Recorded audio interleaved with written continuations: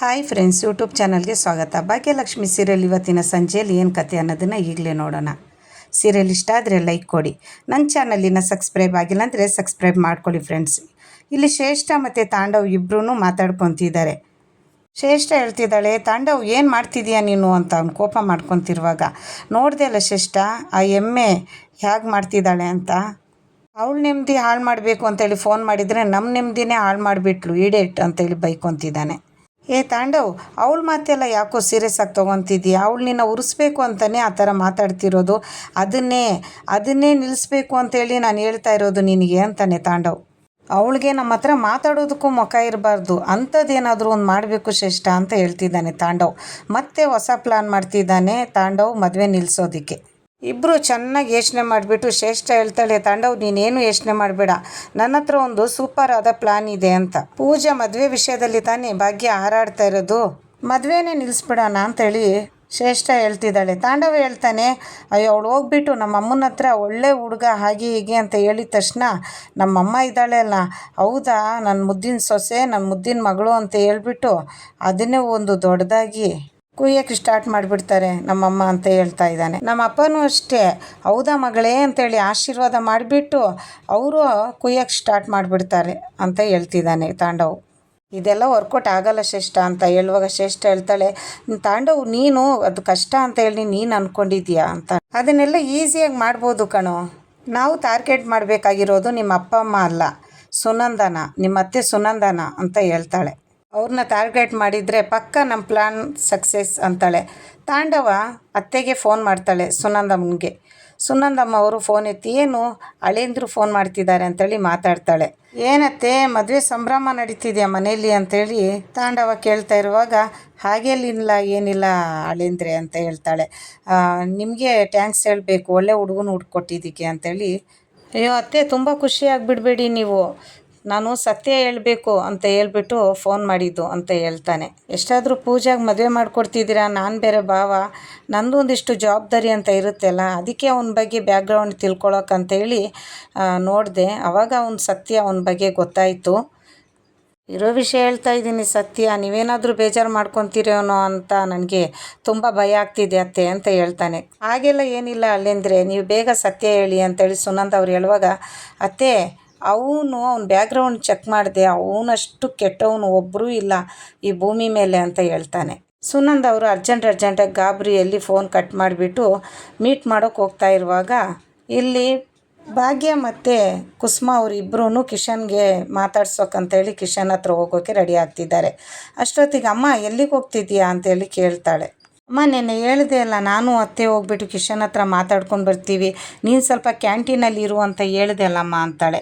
ಅಯ್ಯೋ ನನಗೊಂದು ಸ್ವಲ್ಪ ಅರ್ಜೆಂಟ್ ಕೆಲಸ ಇದೆ ಕಣೆ, ನಾನು ಅವಳು ಎತ್ತಮ್ಮ, ನನಗೂ ಸ್ವಲ್ಪ ಜವಾಬ್ದಾರಿ ಇದೆ, ನಾನು ಹೋಗಬೇಕು ಅಂತೇಳಿ ಅರ್ಜೆಂಟಾಗಿ ಸುನಂದವ್ರು ಹೊರಗಡೆ ಹೋಗುವಾಗ, ಇಲ್ಲಿ ತಾಂಡವ ಮತ್ತು ಶ್ರೇಷ್ಠ ಇಬ್ಬರು ಪ್ಲ್ಯಾನ್ ಮಾಡಿರ್ತಾರೆ. ಕರೆಕ್ಟ್ ಟೈಮಿಗೆ ಕಿಶನ್ ಫ್ರೆಂಡ್ ಹತ್ರ ಮಾತಾಡಿಕೊಂಡು ಬೈಕಲ್ಲಿ ಹೊರಡೋ ಟೈಮಲ್ಲಿ ಒಂದು ಹುಡುಗಿನ ಶ್ರೇಷ್ಠ ಕಳಿಸಿರ್ತಾಳೆ, ಅಲ್ಲಿ ಡ್ರಾಪ್ ಕೇಳು ಅವನ ಹತ್ರ ಅಂತ. ಅದೇ ದಾರಿಯಲ್ಲಿ ಅವಳು ಡ್ರಾಪ್ ಕೇಳಿ ಕಿಶನ್ನ ತಪ್ಪಿಕೊಂಡು ಗಾಡಿಯಲ್ಲಿ ಕೂತ್ಕೊಳ್ಳೋದನ್ನು ಇಲ್ಲಿ ಭಾಗ್ಯವ್ರ ಅತ್ತೆ ಮತ್ತು ಸುನಂದ ಅವರು ಎಲ್ಲರೂ ನೋಡೋ ಹಾಗೆ ತಾಂಡವ ಮಾಡ್ತಾನೆ. ತಾಂಡವ ಶ್ರೇಷ್ಠ ಇಬ್ಬರು ಫೋನಲ್ಲಿ ಮಾತಾಡ್ಕೊಂಡು ಖುಷಿ ಆಗ್ತಿದ್ದಾರೆ, ಇವರು ಪ್ಲ್ಯಾನ್ ಸಕ್ಸಸ್ ಆಗುತ್ತೆ ಅಂತ. ಅಷ್ಟರಲ್ಲಿ ಇಲ್ಲಿ ಸುನಂದ ಅವರು ದಾರಿಯಲ್ಲಿ ಬಂದು ನಿಂತ್ಕೊಂಡು ಕಾಯ್ತಾ ಇರ್ತಾರೆ, ತಾಂಡವ ಬರ್ತಾರೆ ಅಂತ. ಲೇಟ್ ಆಗೋಯ್ತು ಅತ್ತೆ ಅಂತ. ಅದೆಲ್ಲ ಪರವಾಗಿಲ್ಲ, ಏನೋ ಸತ್ಯ ಹೇಳ್ತೀನಿ ಅಂದ್ರಲ್ಲ ಹೇಳಿ ಅಂತೇಳ್ಬಿಟ್ಟು ಸುನಂದ ಅವ್ರು ಗಾಬರಿಯಲ್ಲಿ ಕೇಳ್ತಿರ್ತಾರೆ. ಅಲ್ಲಿ ನೋಡಿ ಅತ್ತೆ, ಇಲ್ಲಿ ಕಿಶನು ಅಂತೇಳಿ, ಅವನೇ ಕಿಶನ್ ಅಂತ ಬರ್ತಿದ್ದಾನೆ ನೋಡಿ, ಅಲ್ಲಿ ಒಂದು ಹುಡುಗಿನ ನೋಡಿ ಹೆಂಗೆ ಕೂರಿಸ್ಕೊತಿದ್ದಾನೆ. ಇವನು ಹೀಗೆ ಮಾಡೋದು, ದಿನ ಇದೇ ರೋಡಲ್ಲೇ ಓಡಾಡ್ತಾನೆ.